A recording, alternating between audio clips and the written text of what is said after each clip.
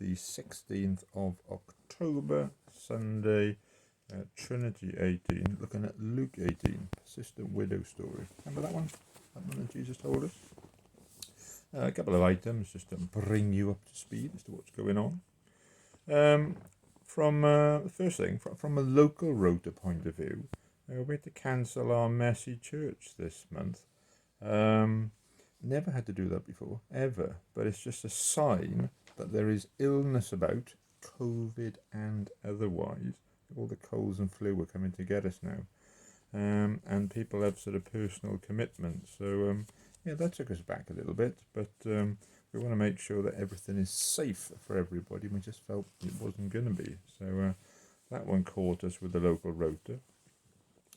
Secondly, that sort of continues, the illness thing continues with our MAC meetings. Jeff has sadly had to stand down as the lay chair of the ministry area. He doesn't feel with his health that he can sort of give it everything that he wants to. Simon, though, has gone from being sort of assistant chair to now being the new lay chair. So pray for Simon, a wise guy, helping us with the ministry area leadership. And people are beginning, I think, across this 10 church family that we're part of now, to really sort of think. One church has offered to forgo every second week its midweek service, that another, which doesn't have many services in it, can have some extra services. That's really grown-up thinking across the ministry area now. And so, yeah, if you want to come and see what we talk about in these ministry area committee meetings every month or two, you wouldn't be able to vote because you're not on the committee, but you come and you can listen and you can hear and you can sort of join in. I really commend that to you as we grow with God's help this ministry area. And thirdly, again, another ministry area thing. Today, if you're quick, you can get to the ministry area service in St. Kynes, Llangyne, and we're bringing the 10 churches together, partly because we're really struggling with assistant priests to help while we're down on priests, but also 10 church family. Let's get the family together. Let's have a really good sing. Let's have the first one was wonderful. I closed my eyes and it was like there were angels singing in the room. It didn't feel like 10 separate families, one big church family. And then lastly, the forever one. If you know somebody that would like the text of this, if you know somebody that would like, to receive this information, this talk, but they can't access it online, let Judy know, and she will make sure that gets to them. And as ever, do you want to chat? Ring us, or we'll come round for a cup of tea, or we can do video conferencing now. We can sort of video you up, or whatever. Don't ever feel that coming out of this pandemic that you are alone. You're absolutely not. There are all different ways to get in contact. Back to today, that little bit of Luke 18. Let me read it to you, which I'm sure you know, and then a thought from me that goes with it. Here we go. Jesus told them a story showing that it was necessary for them to pray constantly and never quit. He said, "There was once a judge in some city who never gave God a thought and cared nothing for people. A widow in that city kept after him, 'My rights are being violated, protect me.' He never gave her the time of day. But after this went on and on. He said to himself, 'I care nothing what God thinks, even less what people think. But because this widow won't quit badgering me, I'd better do something and see she gets justice. Otherwise, I'm going to end up beaten black and blue by her pounding.' Then the master said, 'Do you hear what that judge, corrupt as he is saying? So what makes you think God won't step in and work justice for his chosen people, who continue to cry out for his help? Won't he stick up for them? I assure you he will. He will not drag his feet. How much of that kind of persistent faith, though, will the Son of Man find on earth when he returns?'" This is the word of the Lord. Thanks be to God. My thought that goes with that, here we go. Sometimes you just have to keep at it. Sometimes we don't realise the benefits we live with because people, or many people who have in the past, kept at it. Years ago, if you were not well, your blood would be taken from you, or leeches would be applied to your skin to make you well. If you had an operation, there was no anaesthetic, so you'd be held down as you were opened up, or a limb was sawed off. If you had a cut, you cut your skin and it got infected. There was nothing that could be done for you except drain the pus from the swelling that ensued. I apologise for this, it's just history.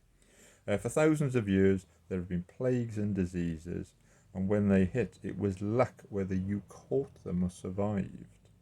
Then it slowly began to change. Louis Pasteur found that if you had wine that was off and you heated it to 55 degrees, it tasted good, as you'd killed off the bugs in it. How did he know the 55 degrees was the magic number? Well, he tried and tried every temperature until he found a good taste and no bugs in it. Okay? A chap called Paul Ehrlich wondered, I don't know if that's the way you say it, wondered if you could treat syphilis, which is an absolutely horrific disease, by using a simple chemical. This was the 1800s, so the only way to find out was experiment. So after 606 experiments, he found a chemical compound that killed the disease, but not the person. Then a scientist chap called Alexander Fleming noticed a mould that had grown in one of his dishes killed germs. And there was penicillin. Not exactly. He noted the effect and he put it in a cupboard for 20 years. Idiot. It was 1938 when the war was raging in Europe, and they rediscovered it, and scientists from all over the world then got into a race to be able to make enough of this new mould to turn into a medicine to make sure that with the war, more people didn't die from infection than from bullets, because that's the way it was going.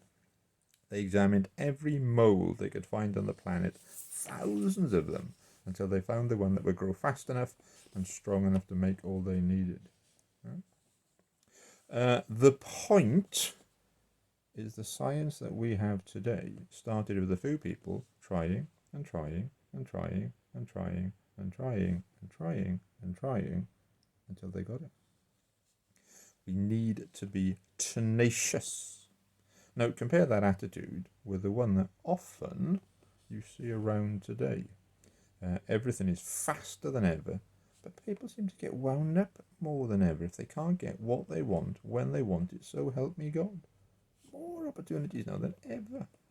The devil, I think, has done a fantastic job by distracting people, reducing their attention spans, and getting them to stop thinking wide. It is into this world that Jesus' words from today's gospel seem to shout louder than ever. A widow wanted justice, so she asks the judge. The judge ignores her. She asks again. He ignores her. She asks again. He ignores her. This goes on, and the judge admits that he cares not about God or people, really, but unless he takes her case, he can see this woman will never go away. The point. We need to be tenacious, says Jesus, as this world is opposed to us as it was to him. Think about it this way, okay? Think about it this way. If you were told that you could not publicly practice Christianity anymore, what would you do? Would you fight? Would you stay at home? If the only way the church was allowed to stay open was that it had to admit that all religions were equal and Jesus was not the way, the truth, the life, what would you do? Fight that or stay at home? If you were told that once a month all 10 churches of the new ministry area would gather together to promote unity and to help with the dearth of retired vicars, what would you do? Would you join in with that? Or would you stay home? I leave you with a final question that Jesus asks. How much of this persistent faith will the Son of Man find on earth when he returns. Jesus could return next Thursday. And when he looks around at our lives, at our ministry area, what's he going to see? What's he going to see? Will he see people who will keep at it? Something to think about. Let's get the questions out then for number 1. Did you know how tenacious Louis Pasteur had to be? We know him from milk, don't we? Did you realise how tenacious he had to be? Number 2, did you realise there was a guy called Paul Ehrlich and how tenacious he had to be? 606, remember? Did you realise how tenacious Alexander Fleming had to be? We might say, he made penicillin. And he was a bit of a nutcase, not putting it back in the cupboard. But did you realise how tenacious he was? And therefore, number 4, how tenacious is your faith? And if it ain't tenacious, ask God to help you make it tenacious.